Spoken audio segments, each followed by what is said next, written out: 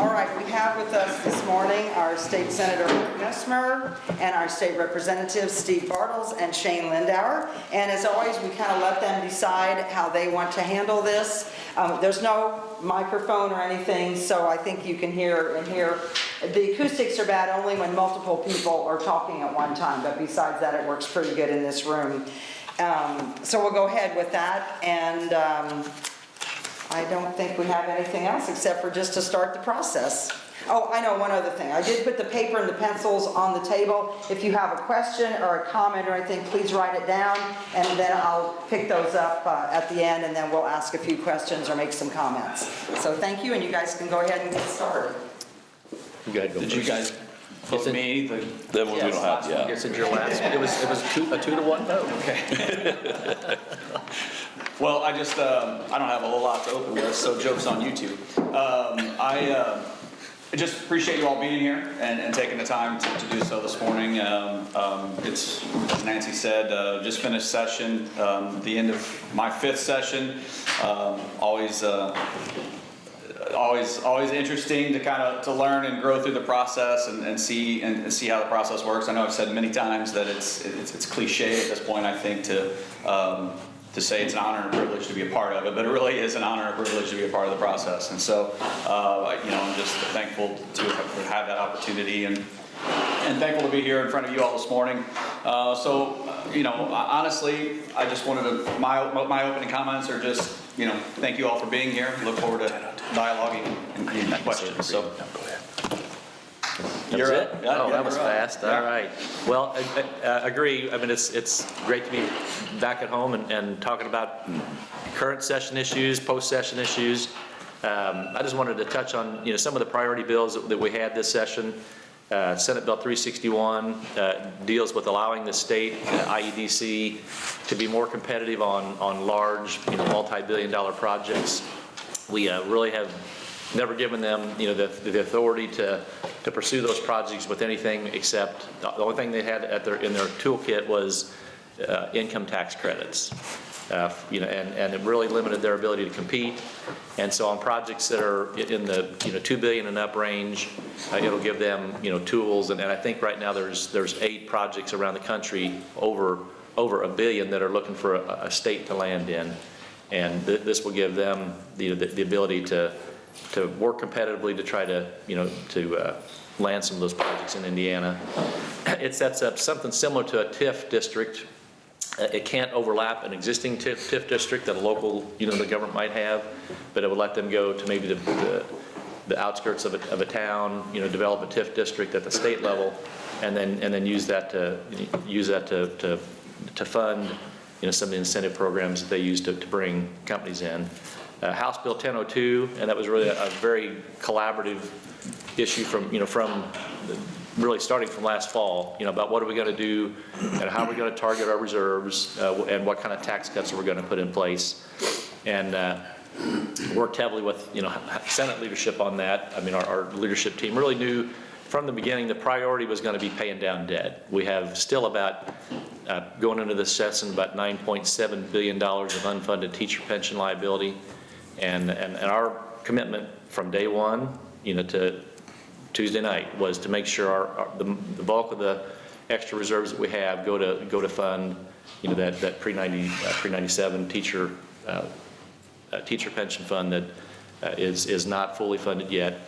And so we put $2.5 billion into that program, and then worked with House leadership, and we're going to do an income tax reduction, from 3.23 down to 2.9. We're going to stage that in over 7 years, and then we're going to watch how that impacts revenues over that time, and make sure that we continue to have revenue growth. If we don't have revenue growth, then we're not going to proceed with additional cuts, just to make sure, because other states have done big income tax cuts and then found it impossible to balance their budget. So we're going to watch that closely. And we said to the House early on, if we're going to do a long-term cut, we have to have performance measures in place to make sure we don't back ourselves in a corner that we can't get out. I think there was also the elimination of the utility receipts tax, which is about $200 million a year. That'll What tax? utility receipts tax. It's about a 1.4, 1.5%, and it shows up on every utility bill that you pay, and that'll come off, and it's about a $200 million savings to taxpayers on that one alone. Some other priority bills that we had, Senate Bill 1 was the automatic taxpayer refund statutes, and when that was passed in 2012, we limited that to people that file a tax return. But sales tax is about 60% of our revenue to the state, and everybody pays sales tax. But if you had to file a return, we have retired people that may not file an income tax return, or other people that are paying income tax or paying sales tax, but not paying income tax. And it could only be used as a credit on what you owed. So if you didn't owe any taxes or you didn't have to file a return, you were not going to get any benefit of the automatic taxpayer refund. And that affects about 600,000 Hoosiers, roughly. And so at the end of the biennium, when we have additional reserves above the 12.5%, instead of that being a tax credit on your income taxes, if you owe taxes or pay taxes, it'll still go as a credit to what you owe, but the Hoosiers that aren't in that pool of filing a tax return, they'll get that refund just mailed to them. So that was something that was in the governor's priority list, and we saw that as an issue of fairness because everybody's paying into the surplus, and if you can only get it by filing an income tax return, that didn't seem fair to those folks. Senate Bill 2 was when we had the COVID peak at the beginning of the school year, and our school count date for enrollment is September 17th, I believe.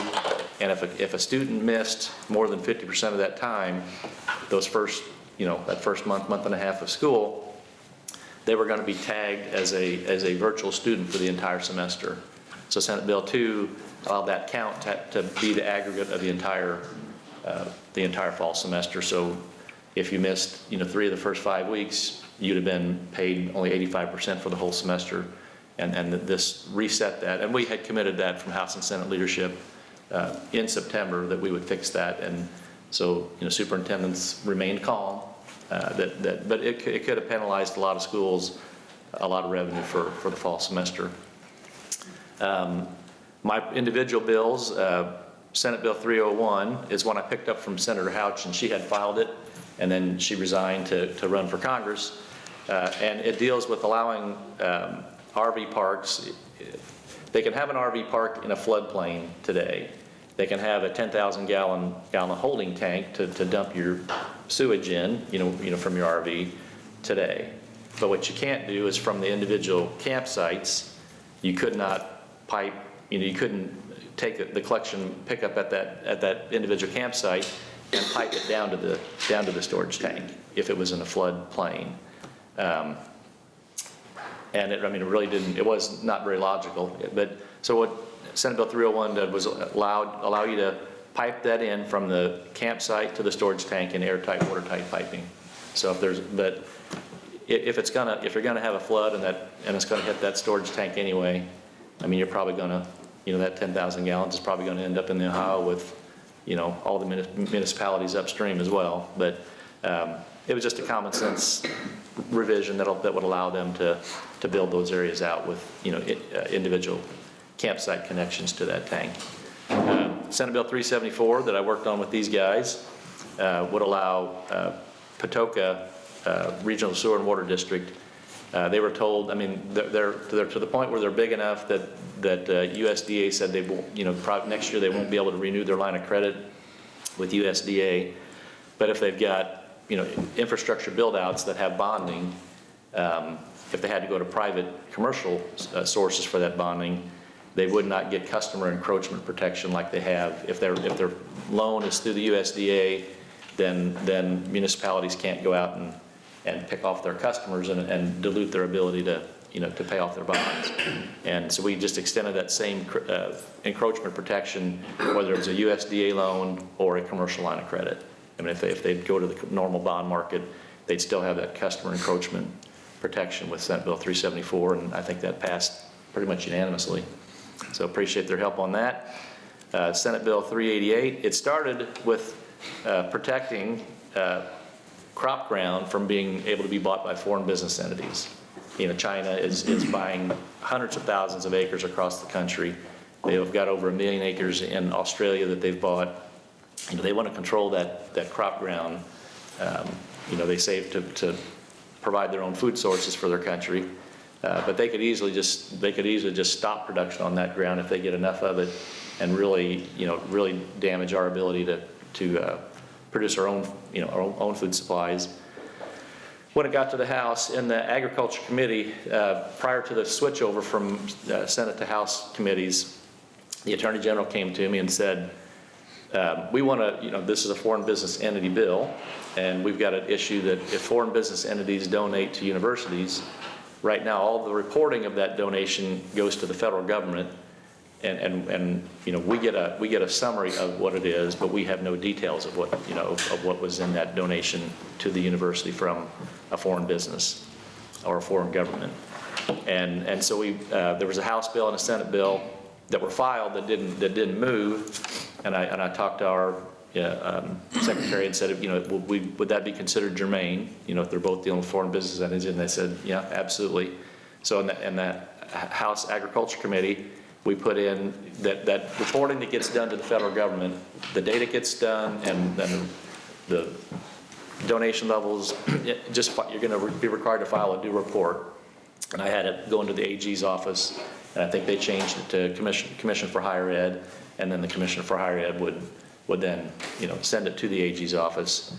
And I was fine with that change. And then there was some other. It was a long, winding road. A long, winding road. It reminded me of Little Johnny on the Family Circus. You know, take it from here to here, and you know, but we got there, and then we added on the floor, or they added on the floor, when the bill was on second reading on the House floor was the day Russia invaded Ukraine, and so they added a provision that stops Russian business entities from buying property. Period. Period.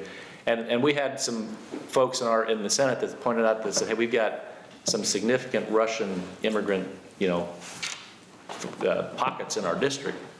And so we said, if you are here legally, you know, as a, you know, whether it's on a green card or whatever, if it didn't apply to people that were here already, you know, legally as immigrants, and maybe just waiting for citizenship. So we excluded them from that, because you could be here as a Russian immigrant and still form an LLC or a sub. I mean, you could still form a corporate structure for, you know, restaurants or whatever.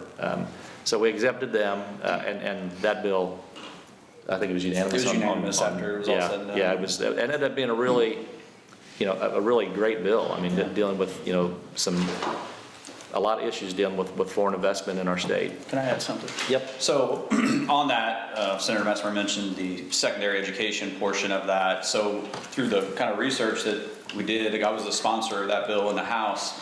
It was $6.5 billion in 2020 that was underreported when they went back and did a study. U.S. Department of Education went back and did a study. $6.5 billion was underreported to this Section 117 of the federal code that higher education is supposed to be reporting and had not been reporting. Yeah, and without the details of with us just getting a summary, we wanted to know who's donating, who they're donating, we'll get the details now, and then we'll be able to then, the Attorney General will then be able to take action if they're either unreporting or they're taking donations for, you know, improper reasons. So when the AG said they wanted to come and talk to me about my bill, I thought, oh man, why don't they like my bill? They said, no, we love your bill, but here's what we want to add to it. So it ended up, you know, growing significantly in purpose and function, and really a surprise bill of the session. Was the 6.5 Indiana, that was nationwide. That's kind of what I thought, but I Yeah. didn't clarify. Yeah, and the reporting that was done was also woefully inadequate. There were certain data points that they were supposed to hit, they being secondary education, and they were not hitting many of those points. I saw some of the reporting, which was an Excel spreadsheet essentially, and many of the columns were just blank. You know, so it was, even some of the reporting, quote unquote reporting that was done was poorly done. Yeah. And so this will give us at the state level, right? I mean, we're not going to be able to check in on what University of North Carolina is doing now, but at the state level, we can have a better handle on what our in-state schools are doing, who's giving the gifts, and why are they giving the gifts, just so we can get a better handle on that. So Yeah. it was fun to work on it, but it was a long, winding route. It was quite a winding route. I got to, after he said, well, it got sent to here and this happened, got sent to here. I'm like, I got a couple texts from Senator Messmer, what is going on What are with you doing? 388? In addition to other countries donating to universities, are you also able then to evaluate where other donations to universities are coming from? Is that on that? This is just foreign businesses, or foreign governments, foreign business entities. Yeah, not any, it wouldn't apply to any U.S. Okay. Corporation or whatever. Another bill I had was Senate Bill 365 was a psychologist, international, interjurisdictional compact. So I think we've now covered all of the medical professions. We ended up tacking on a couple more, one that I did in conference committee on Senate Bill 5. But the medical professions prefer the national compact process for being able to, instead of filing for reciprocity agreements and then having people go through the Indiana Professional Licensing Agency to get those license transfers done. Once you've got compact language and the nationwide compact has approved your state, then anybody that works in any of those states automatically can go work in any of those states, either in person or through telehealth. And it takes about a year to usually get them set up once we approve the language. But once they're in place, I mean, I did one last year with the physical therapists, and a family at a Holy Family came up and said our son was wanting to move back from Ohio, for years, but but the process, when he moved, the process of getting relicensed would have taken 6 months where he wouldn't have been able to practice. And he said it just restricted his ability to come home. Once we got that done, he was looking forward to the day he could move back to Jasper and have his licensure just automatically recognized in Ohio. So those do have real life impact that it's nice to hear when that happens. And then Senate Bill 411 was the statewide solar and wind siting standards. We ended up taking the grant incentive piece out. They wanted to wait till a budget year to deal with that, but we've got the framework in place, how a county can apply to be considered a wind or solar ready county. And then hopefully next year we'll get the grant funding in place, and then IEDC can take that, the counties that get approved, and when those renewable projects are built out, then they can get for 10 years an incentive from and ideally, there'd be state funding available and come that direction. But the renewable developers were willing to put that in as a grant that they funded, but it'd have more impact. As you develop out a project, you've got a limited amount of dollars you can either use for economic development incentives in the county that are allowed today, or this Ready Grant program. So even if it was a small amount, if it's state funded, it would be more impactful, to the development as a whole. But they didn't want to do that until a budget year. They pretty much chopped out, any bills that had a budget request this year. They're pretty disciplined about saying no. And they didn't even want you to pass them with an effective date of next year, because then that kind of boxes them in a corner, when you go into next year's budget. And I understand that. There's other bills that we talked about, but I don't want to cover everything you've got in your list. I'll leave it to primarily Senate bills, and then let you guys cover more of the House bills. Well, we passed constitutional carry, permanentless carry, however you want to say that, and we'll see where that goes on the governor's desk. Come up here pretty soon. On 1002, when we talked about that with the Senate, I think Shane and I, and there's quite a few of us that were not a big fan of the business personal property tax reduction. We wanted to see something a little more universal, affected more citizens, so I'm glad that we got that taken care of. I'd like to see us go to 0 in the state of Indiana, but like you said, Mark said that we got to go through this.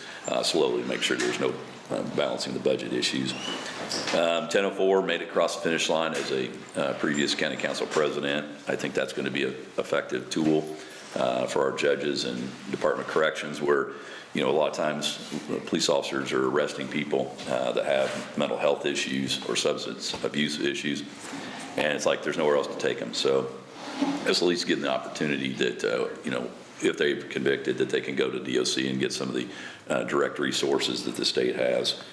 1260 is a DLGF bill. The big thing, part of that was able to get some, there's a couple issues with iLotto, expanding gaming.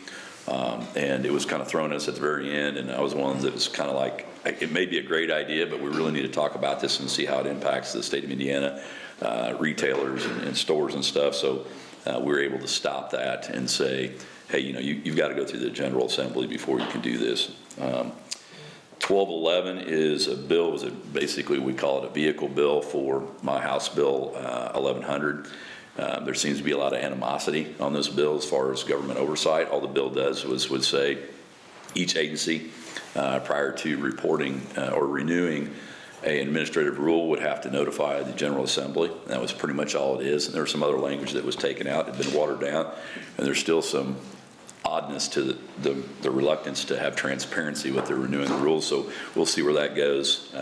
The word on the street is the governor's going to veto it. So I don't know if we have an official vetoing party. You've been around longer. I just want the pen that he vetoes it with. So, but you know, so hopefully we're going to see a task force to start to look at agencies and how they start making rules and stuff. I think that's it. I've got quite a few other things working on, but we'll kind of open up for questions, I guess. Or were there things that didn't get passed, didn't get moved forward that you're going to bring up next year, or because next year's a budget year, some things will have to wait until the next year? I mean, I didn't have any, none of the bills that I didn't move. I mean, there's none that I plan on. There was one that didn't move, but I'm, you know, not going to bring it back. And I mean, there was about 80% of the bills filed didn't make it. So, and that's pretty typical. I do have just a summary of the 849 bills that were filed between House and Senate. There was 95 Senate bills passed, 82 House bills passed, which is 21% of the total bills filed. I do like to point out, and I think this has been pretty consistent since all of my days in the House, 92% of the bills passed were bipartisanly supported in the Senate. 59% of the total bills were unanimous in the Senate. And a lot of those, we have one guy, Phil Boots, and more times than not, he'll be the one guy that votes no. We just call him, you know, Red Boots for he's the only guy red on it. But, you know, 59% of the bills being unanimous and 92% being bipartisan. That is very typical.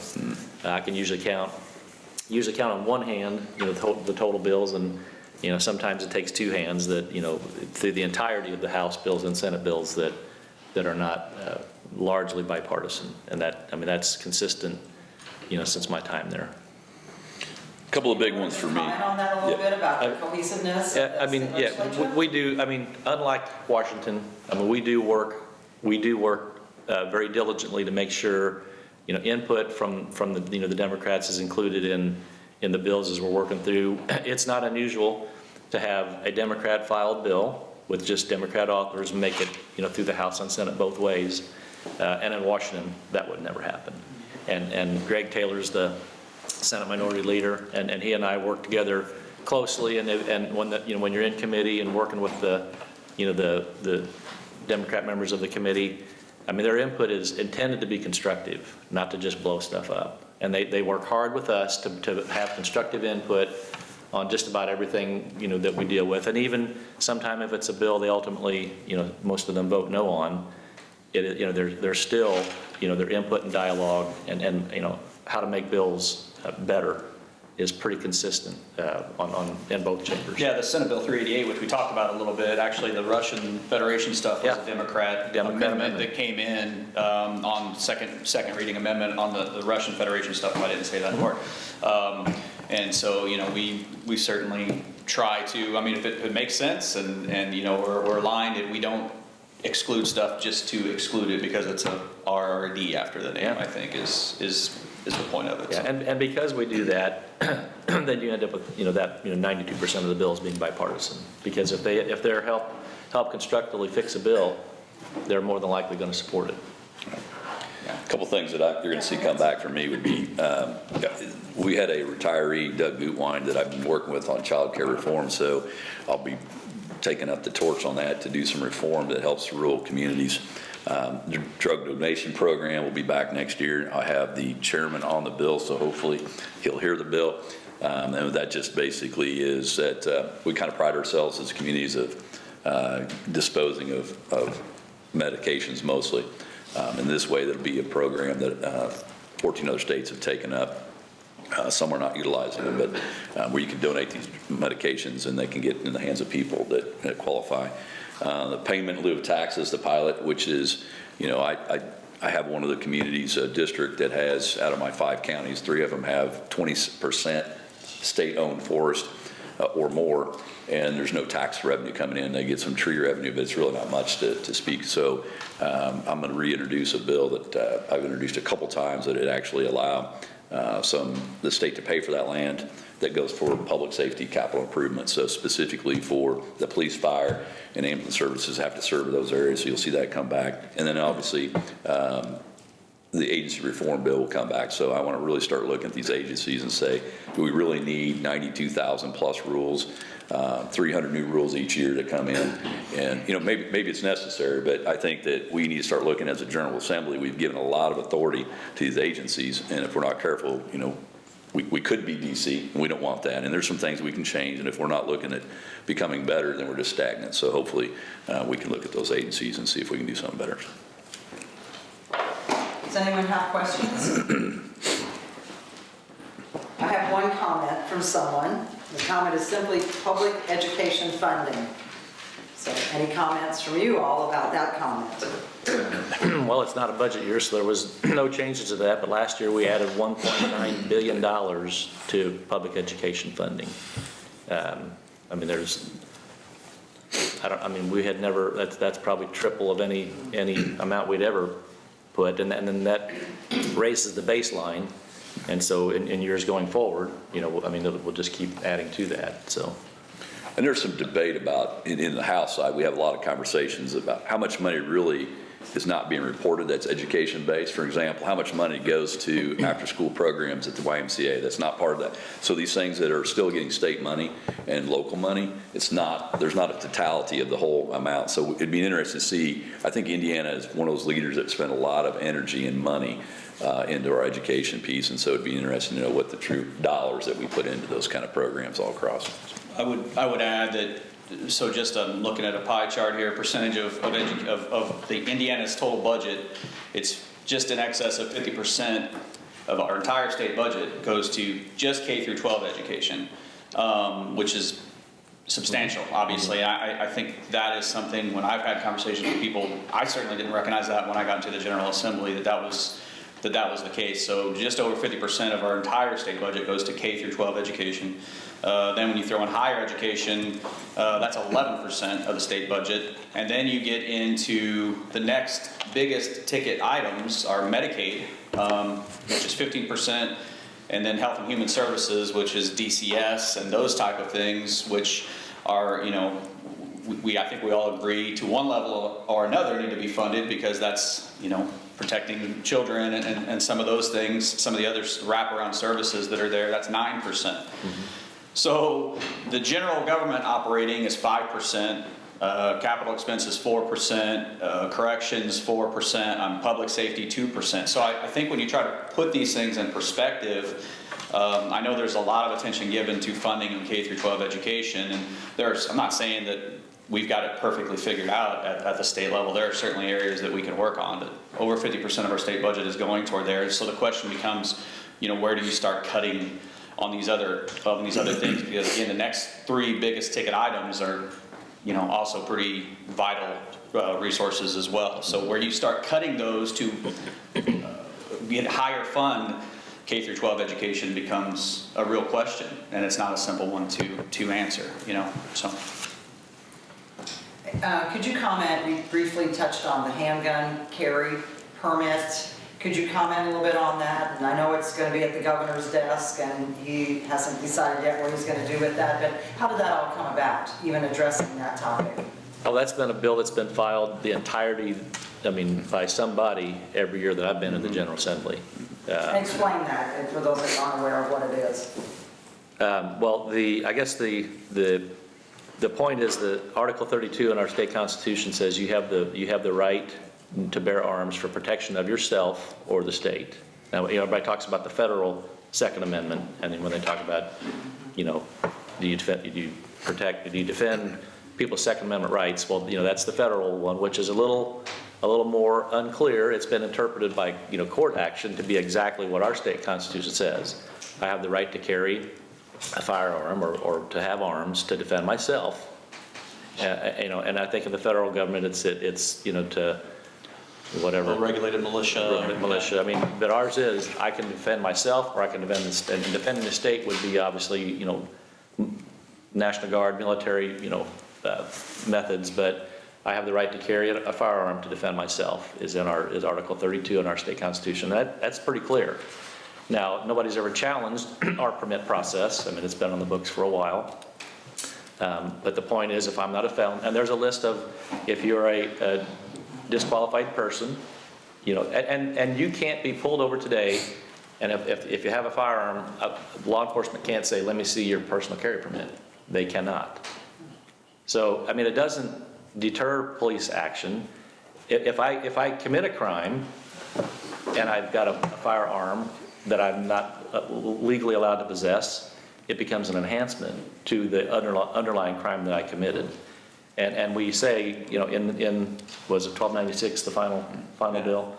Because it went through one of those loopy-loops as well. It lists a group of people that are, you cannot carry if you've committed one of these, and it's basically violent felonies. Prior gun offenses, there's a list of, and if you are one of these people and you get caught with a firearm, you're going to have an enhanced penalty, just like you do today if you have one with a permit. They can't ask you to show a permit to have that firearm with you today. If you're a felon, you can't have one today. So legally, technically, it didn't move the needle a lot. But for people who are ultimately concerned about, I don't think I should have to file for a permit to do something that's my constitutional, protected right already. And that's been the basis of the fight since I've been here. Jim Lucas filed that bill for every year I was in the House. Speaker Boswell would never hear it. Speaker Boswell retired. It ended up, Ben Smaltz ended up being the one filed it, but he's filed it, and it's moved. And for a couple of years, we said, well, rather than go to permitless carry, let's go with a free 5-year permit. Let's go with a free lifetime permit. I mean, we kept kind of nibbling around the edges to functionally get what the House Bill 1296, finally did. But I mean, that's the point of the argument.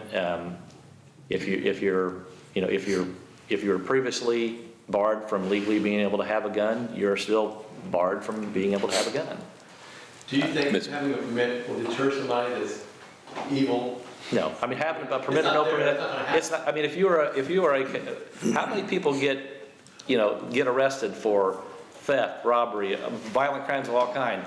Do any of them have a permit? No. And the states, the FBI data that shows states, and we're now the 24th state that's passed this. 2 of them just did within the past few weeks, along with us. But the 21 states that had it prior to Indiana, the FBI statistics show that crime goes down in states with permitless carry. I was very interested in the fact that Owensboro had a curfew. This curfew is interesting coming up, and how to change a curfew. A kid that's going to break the curfew law doesn't care what the curfew is anyway. Exactly. So, If it doesn't, and there's no statistical evidence that it puts any law enforcement personnel in jeopardy. Any sheriff, state police, city police, anybody who approaches a vehicle, not assuming that that person is armed and ready to shoot, is going to be a dead police officer. how do you protect those police officers that are coming up in the middle of the night and these dark windows of these vehicles? Oh, yeah. That is a challenge, I think. You ain't kidding. I think it But- deters the police from wanting to do their job. They're probably not gonna pull that vehicle. Well, it's a shame because it's some of this. Or at least not by themselves. That's right. Yeah. Have If- it back with you. at the Yeah, time, if you usually see a vehicle pulled over like that, there's not just one. No. I mean, they might sit there until they get back up because I mean, you just don't know. No. No. But I was a little disappointed in the state police commissioner making the comments he did, because he knows there is no validity to putting law enforcement in any danger with this bill. Steve, Go ahead. Steve could speak to this better, he was on the committee, Yeah. but I sat through a great deal of the And probably committee, law not as much as Steve, but there were, because I hear frequently law enforcement is opposed to it, and that's not the whole story. There were a lot of, it was about half and half of rank and file law enforcement. There were several sheriffs that were there in support of the bill. Yeah. So it was not a blanket, all law enforcement hates this. That was not the case at all, so. No, I know all the sheriffs in my district contacted me and they said they are fine with the bill. Not one of them said you can't, I mean, none of them. They all said it's fine. It won't put us in any more risk, today than we had a week ago. I think many of you know I used to be a cop a long time ago back in the day. And I sat on public policy, listened to testimony for several years. And one of the interesting things is, Senator Messmer brought this up, but once the Supreme Court did the Penner case, which took away the probable cause for a law enforcement officer to make actions with a handgun, most cops are like, well, then let everybody have one. And an interesting thing that was never brought out in recent testimony is all the law enforcement that testified in committee against it, I asked them, if we had a system that would let you know that they're a prohibited person via law, IDEX, NCIC checks, would you prefer that over the license? And every one of them said yes. And there's a system, although the state police testified there's not. The BMV has the ability, just like a suspended driver's license, to put on their back of your class whether you have to wear glasses, prohibited person. So there's a system that could have been put in place, and that's what every law enforcement officer said was against the bill, said just they would have been filled the bill if it would have had that system. So maybe we'll see something out of that. But, it's been pretty clear when I was a cop that no bad guys have licenses. And never will. Never will. So. Something that because this was one I struggled with a little bit when I first got there. But during the pandemic, I had 3 different constituents call who were in the process of going through the steps and getting their permit. And then when everything closed down, they could no longer get their permit to lawfully carry. And so it really drove home the point to me that the hoops that, and I had my permit years ago, so I didn't even remember the steps, or I don't know if the steps are still the same as what they were when I got mine, but excuse me, these folks, one guy was well into it, he had already paid some money, and then you have a time limit to continue that process and complete that process for those of you who haven't done it, and he basically timed out, so he had to start the process all over again. And this was just to get a handgun to what he felt was protect himself and his family, so he wasn't able to do it legally. So that was kind of the final straw for me, I think, and I heard that, like I said, 3 different times through that process, that just eliminating that. And another key point is the permitting process still, because another kind of concern I had was the reciprocity aspect, because now if you get a permit, we've got reciprocity in several states, so I can carry in Kentucky and Tennessee. About 2/3 of the states Right. have reciprocity. Of course, not Illinois, but that's a whole other story. How do you know what states those are? You can go to a website There's a list, yeah. and just, it'll populate all the states, Indiana reciprocity, whatever, and So if you just carry, if you utilize your right to carry permitless, you don't have that reciprocity, is my understanding. it's just within the boundaries of Indiana. Right, but if you go through and get the permit, and you have the permit, just like you used to do in the past, you can still get that reciprocity status in Kentucky. So now you kind of have the best of both worlds. If you're somebody who doesn't travel and you don't really care, you're not going to Kentucky or Tennessee or whatever, then it might not be a big deal to you. But if it's somebody who, my family and I go to Florida every year, and it's nice to have, so. And we did cover the financial aspect. The state of Indiana was going to make sure that no local units of government was less than there, because there's a training, when permits, the local units of government get money for training and ammunition, and we plan to backfill that financially. When we made the lifetime permit free last year, in the budget, we've already backfilled that training fund component to the local units. How do you see the effect of this inflationary situation we have going on now in the state of Indiana?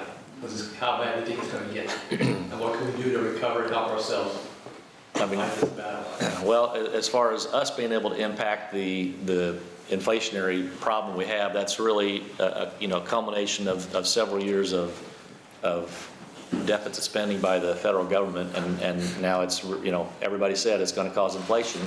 No, it's not going to cause inflation. Well, I mean, inflation is not from Russia invading Ukraine. It's systemically a problem because we've spent so much money, borrowed so much money. The government has two ways to repay that debt: inflation or higher taxes, or both. Yeah.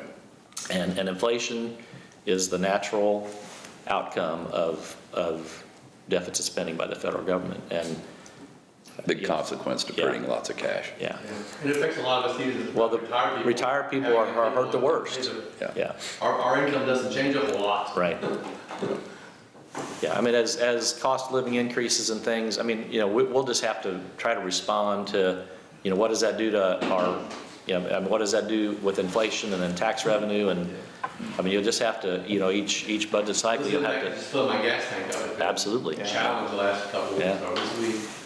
Well, statewide, it could have an impact on the Medicaid program because more people might be applying for Yeah, Medicaid, right. with just the cost Yeah, of living. Absolutely. That's why we try to keep Doing it, business in Indiana with all Yeah. the inflationary things, there's that, we're a bit less done. that's why we try to keep a decent amount of reserves on hand, Yeah. because you don't know what's gonna happen the next 6 months, the next year. Question, do you guys have a think tank? I mean, when you start working on it. It's us. No, I don't know. You involve the regular citizens sometimes to come in, or if you see something dealing with the police department, do you invite different officers to come in, or captains come in to help you think the process through to see what's the best way to happen? I typically have what are called summits out at Yeah. my place. So we just had an educational summit. We had teachers and superintendents. I do public safety, then do local units of government kind of come in. Yeah, and within our staffs, within our staff, even within LSA, Legislative Services, I mean, there's policy experts, within we have policy attorneys, we have, so there's resources out there. I mean, but we're constantly in contact with people in our districts and taking input. That doesn't stop when session's over. That goes on year round. That's how, I mean, the majority of bills that get filed are issues that have been brought to us by people that says, hey, Shane, Mark, Steve, this isn't working, we need to make, so, I mean, that input process is constant. And through the committee process, when the bill's in committee, that's when, everyday citizens, you don't have to be in the legislature to come and testify in committee. And so the constitutional carry sheriff from Martin County, came up and testified. He testified in favor of the bill as well. So he's been really active in that. So yeah, always invite people to, if you're an expert in your field, if that's your area, absolutely. Yeah. Let On us- education issues, I'm on speed dial with the superintendents, Yeah. in the area, and I mean, work with them well and take their input. And How do you control these things? The scariest of people getting your information. It just really bothers me tremendously to think that everybody wants me to do things over the phone now, or do things online now. All of a sudden I start paying bills online now, all of a sudden my information is getting out there. How do I control that? Or how do I feel safe that I can do that without being in my privacy being invaded? Anybody can. You need a think tank for that one. Depend on the software Well, I company. was told, don't write checks anymore, you're too old to carry a checkbook around, so. I still love paper. All us people that are over 65, all we do is carry checkbooks around nowadays, so, I don't know. I'm trying to figure out how to carry my checkbook around. Of course, the opportunity for some kind of a think tank is always available in this type of setting. If you're going to do it in the summer, we can bring these people in, or there's a big list that we invite to these legislative sessions. So it's always available if you ever want to do that on Okay. particular topics. Sure. That aren't specific to the police or educators or whatever it might be. All right. Mike, you might as well just ask your own question. We're a small, intimate setting here today. I'm not directed to you, Steve. No. Made a comment, 1002, Okay. personal property tax. Can you educate me, or, why is that so important, or what? Because I think it affects county government and county income, and how does the county, if that would've got passed, how do we replace that? That is the entirety of the problem. Right. And that's why we, There was some- on this, I mean, there was a small, it wasn't these guys pushing that business personal property. We were against it. But there was a couple of house leaders who were just, and I've been, you know, I've been on the Commerce Committee when I was in the House and the Senate, trying to find a way to eliminate business personal property and replace it with something has been, I mean, how do you replace it has been the big question. And now since the 12th year in a row that I know we've worked on that issue. And there is no good, easy way to replace it. And that's why it never gets touched. It's policy that as a state, I mean, it's easy for us to say get rid of it because it doesn't impact our revenue stream. It only impacts cities, towns, and counties. It is a 100% local revenue source, and I have yet today to have, you know, to have business owners come to me and says, Mark, that is the most important tax you could eliminate. And I didn't buy off on the fact that it would actually bring business to my district. That was kind of the selling That's the point. selling This is going to bring people to Indiana and start business. I'm like, how? Tell me how that makes it. It's never made a decision beyond here. You know, I mean, the reality, It's peanuts in the the absolutely. local government has the ability, if, and I've seen it, you know, if there's Indiana Furniture was going to have an expansion, you know, through the, you have the ability to give them abatement for 10 years on somebody who's going to add, grow, you know, build up their business here. Locals already have the ability to abate that property, business personal property, the real property, business. I mean, they have the ability to say it's just going to be the real property, it's going to be the business personal property, or it's going to be all of it. It's going to be, you know, 1 year through 10 years, and you have the ability already to abate that tax. And many times, if it's going to be a nice investment, you know, to the community, they do it. And so that, you know, that impact of getting rid of business personal property, just because of the fact that most people, you know, to get a large investment in their community, they're probably going to abate it anyway. Right. And so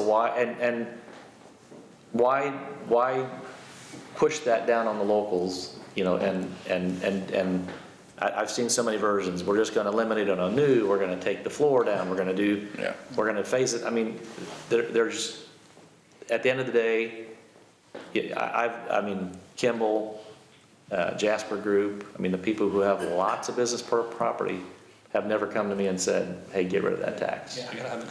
I appreciate that, because, you know, I couldn't figure out why the governor was so far, you know, for that, you know, because it, you know, he couldn't understand what that's going to do to the person that owns a home or, you know, personal, you know, individual personal property. That, I mean, that would kill us here, I think, really, it would. Well, it would reduce, you know, the business pay into that, and then ultimately, if it shifts that tax to the homeowner, and then the homeowners get into the tax cap, I mean, it's number one, minimum a shift, and then number two, it's going to push people into cap, you know, cutoffs, and then it'll be a loss. Well, thanks for understanding that, because, you know, it's something we face. I mean, it would be. Gary, you made a comment about that, and you're a business owner, about. Well, we don't have a lot of stuff like a Kimball would, you know, as a percentage of our business, it's minor costs. Yeah. One direction we looked at, and we've increased the small business personal property, they called it the de minimis level. It was 20,000 years ago. We increased it to 40, and then now we up to an 80. I mean, but that impacts the little guys. And we talked about let's if we're going to do something to help businesses, let's help small businesses and increase that de minimis. That has really not a big statewide impact, but it helps the people. And I think in Senate Bill 382, we changed it to where you don't have to, once you're at the, you know, you're below that minimum cutoff, you file one time and you don't have to file it again unless you add to it and exceed the de minimis. It's going to be where you don't have to refile it year after year after year when you're, you know, my wife's got, you know, $9,000 worth of business personal property in her office. But we got to file that form every year. And then we don't, if you forget to file it, then you get a $25 whatever penalty for filing it late or not filing it. And it's just, it's aggravation on something that just doesn't, and at the end of the day, I don't think her taxes were $25 anyway on that because the amount was so low. And I'll just comment on the abatement. It's always abating the investment, not the base. Right. So that's always Correct. kind of a misnomer in Yeah, the community. Oh, you're abating their property taxes. Yeah. No, they're still paying what they always paid, that base rate. Absolutely. So you're pushing off that increase till at some point, later. Yeah. But, that, I mean, the value does go up, you pay the base amount, always. And that incrementally goes up. It goes up, yep. And we just want to leave that tool just like it is. Charmaine? Yeah, whenever you mentioned CPS, it brought to my remembrance, I think Mark and I, we talked about the adult protective services earlier, I guess it was last year. There was the gentleman, I think he's from Davies County, is in charge of the adult protective services in our area, adults who are in dangerous situations, that they don't have full mental capacity to care for themselves. And that particular group must be funded, from what I understand, by the state, but it's not funded fully, so they've been, the other counties have been funding them at a certain rate, and those counties are having a hard time keeping up with that. So they've been going to the other counties that they also serve in the region to ask for money. So our county council has agreed this year to definitely, help them to get those services to the people, but that's a state program that. Yeah, the guy that's in charge of the region for that contacted me directly last summer. Okay. I mean, being a non-budget year, it wasn't gonna. Right. I But just wanted to bring I'll it put to it your on, remembrance. I'll definitely put it on my radar to put on the stack of things because it wouldn't be a big increase that the state had to deal with. Right. But it needs to be funded, fully and not require counties to chip in to cover the cost of it's either Davies County or Knox County that the guy's from, but yeah. I just wanted to bring to your remembrance, just in Yep. case, since we're coming up into a budget year, to please make sure. I think it's stationed in It's Washington. the- I think it's Washington County. Yeah. Ernie? How much time do I have? About 2 minutes. 2 minutes, I'll put the timer on. Well, I'm the one that wrote down public education funding, but let me point something out about this inflation that was just talked about. We got to be careful when we lay blame for inflation. The definition of inflation is the demand outruns the supply. It's as simple as that. If the last election, presidential election, wouldn't have been rigged and Trump would be president, we'd still have inflation. So we have to watch where we lay that blame. Public education funding, ever since I started coming to these legislative breakfasts, it's always been about education. And it started, I was on the school board for a local school corporation during the Mitch Daniels administration. And for you people who remember that, Mitch Daniels vowed to do away with public education completely and turn it over to charter schools. And he was a businessman, so that's why he felt like he could run it better with charter schools than a public education system. 2 things that he did to try and get that through was to take as much funding away from public education as he could, and also discredit the teachers, calling their ability to teach and their what all the words he used to use. He knew if he did those 2 things, he would eventually convince the people that charter schools was the way to go. Well, he didn't get that accomplished, thank goodness, but he did cause a lot of pain in the process. So now 20 years later, I read in the paper that the state is flush with money. And I think, boy, what an opportunity to get some funding back into the public education system. And Mark, you talked about how much funding has been put back in for the next couple of years. I don't want to say that's nickels and dimes. That's a poor way to say it. But if you go back and figure the amount of money that got taken away from public education through the Mitch Daniels era mostly, but for the last 20 years, and then you add the inflationary cost of living index to that, you'd have to agree it probably is what we're putting back in public education now could be considered nickels and dimes. That's the way I see it. So I thought, with all the money that the state's got now, if any of you people in Indianapolis feel the need to make amends to the public education system, now would be the time to do it. So I started making phone calls to you people. Sean, you were the only one that returned my call to tell me that I'm not in your district. So that's besides the point. We also had about a 20-minute conversation after that. I did not just call you and tell you, oh, you're not in my district and hang up on you. And I appreciate that. Okay. And I appreciate everything y'all, I appreciate everything y'all do at Indianapolis. You're busy. But back to the public education funding. If we want public education to survive, we got to really seriously think about what happened the last 20 years. Sometimes I hear you people, maybe not you three, question why we don't have enough young children going into the teaching profession. Well, it don't take a rocket scientist to know why. The salaries aren't there. And how can the administrators pay the teachers if they're not getting funded from the state? So it doesn't look like that's going to happen. So your decision was to turn the excess money back to the people through tax advantages or whatever. And then politically, that's a good thing to do. That'll get you votes. Well, Ernie, I'm going to stop you there because what we passed in tax cuts is a pittance compared to what we're putting into teacher pension obligations. So I'm going to say that what you're saying is wrong. 2.5 billion of going into teacher pension payments, which is part of the people you're representing, and 200 million, in income tax cuts per year, and 200 million in utility receipts tax elimination, and 2.5 billion going into teacher pensions. So I'm just going to say that summarizing that is. Made, though. I'm sorry. You can't pat yourself on the back for funding and commitment you've already made to teachers.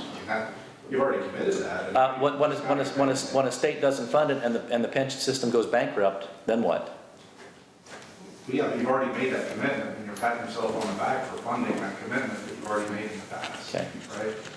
Sure, but what are you going to do when you're Illinois and Kentucky and you have no ability to pay that and the pension system goes under? You can say we commit, but if it goes bankrupt or you can't meet your obligations, then what? Yeah, I mean, if I don't pay my taxes, you come and take my house, right? If I don't pay my property taxes. Yeah. If you don't fund the pension system goes bankrupt and then they get nothing. Yeah. I agree. Yeah. So That's what was happening, though. That's what he's saying. So, I mean, I would also push back. I mean, it was never cut. Public education was never cut. It maybe wasn't funded at the levels you would like it to be funded, but since 2012, it's increased 31%. The level of funding for K through 12 education has gone up 31%, the level of funding.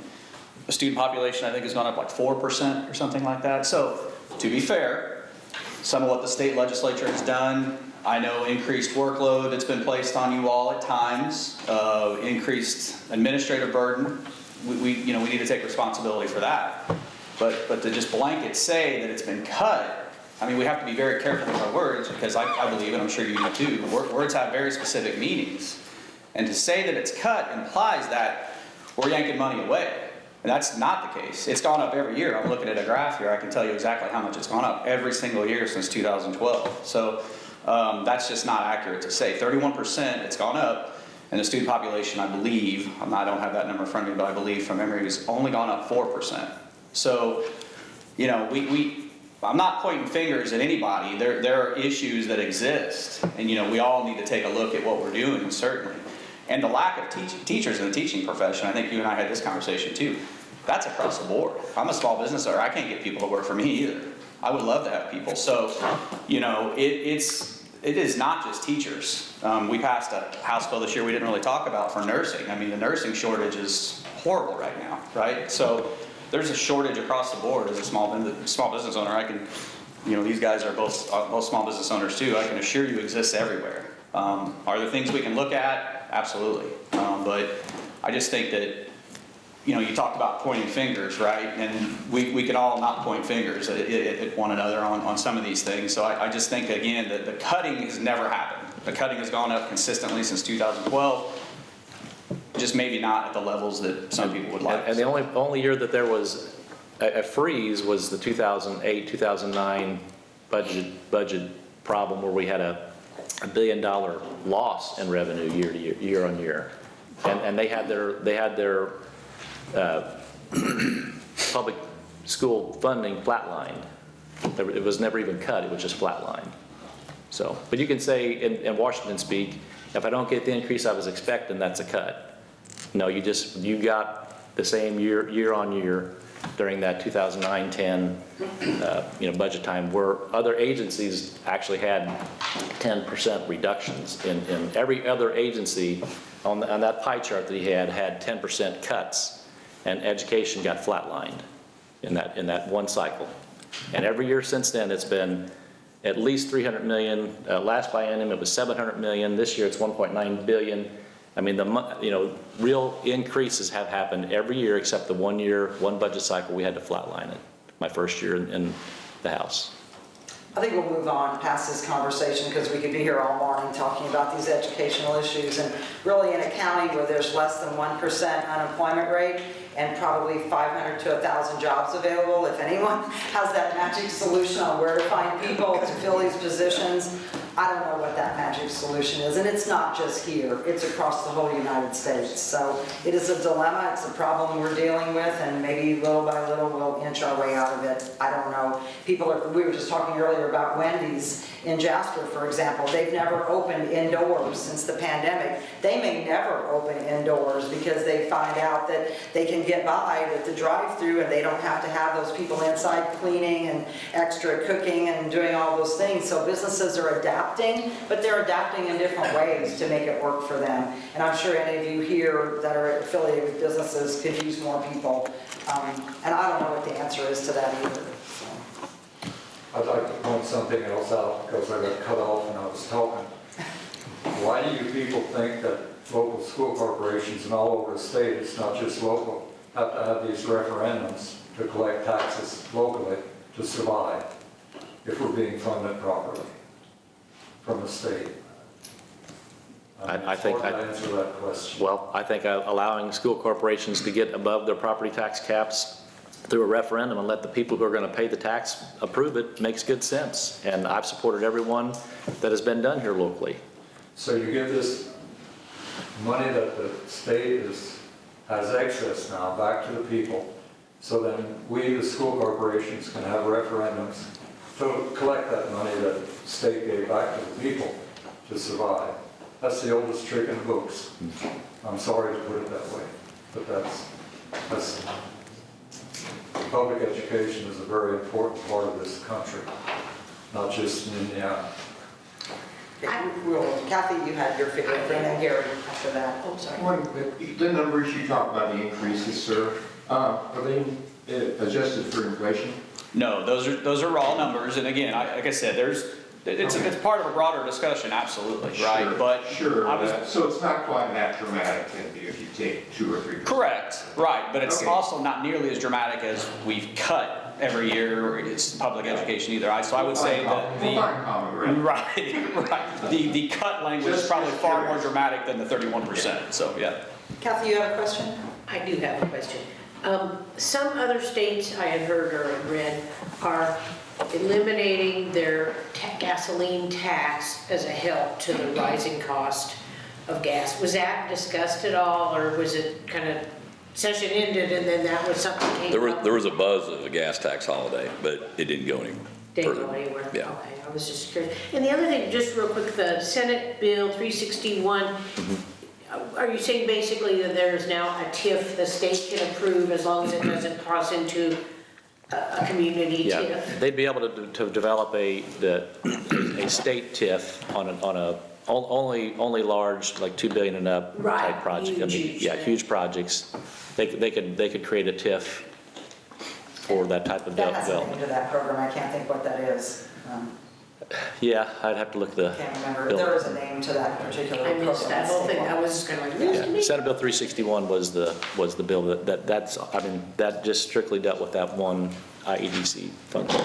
And do the locals also have to approve that? Depends on the size of the project. I think if it's under 2 billion, the locals have to approve it. If it's over 2 billion, they have to collaborate. But if the locals don't, you know, in any of those projects, if the locals don't agree to build out the infrastructure, the sewer, water, gas, roads, to get to it, it ain't gonna happen anyway. And if somebody's coming in with that kind of project and there's not agreement, you know, with the locals, buy-in, they're gonna move on. All right, I think we've kind of come to the end of our session this morning. I thank everyone for being here today. We'll do this again next year, and if, again, a topic or something comes up, or you just want a think tank formed, we'll get a group together and do that for you. So thank you so much. Thank you.